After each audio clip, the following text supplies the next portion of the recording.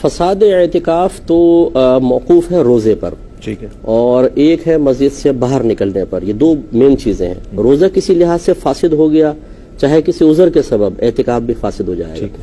دوسرا، مسجد کی حدود سے بلا عذر انسان باہر نکل گیا، کوئی شرعی عذر بھی نہیں ہے، کوئی اور دوسرا مسئلہ بھی نہیں ہے. شرعی عذر ایسا ہو سکتا ہے مثال کے طور پر کہ جیسے اس کے اوپر غسل جنابت طاری ہوا اور مسجد کے اندر پانی کا انتظام نہیں ہے، تو قریب ترین جگہ پر جا کے غسل کر کے واپس آ سکتا ہے.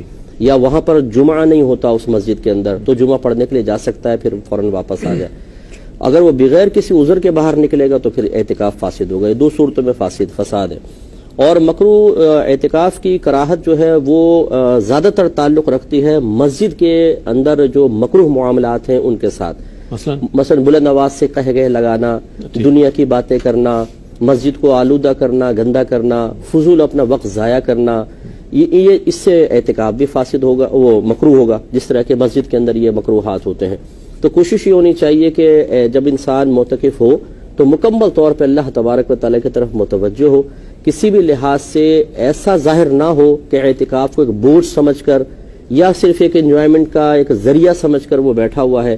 تو یہ چیزیں اعتکاف کے نور کو ختم کر دیتی ہیں.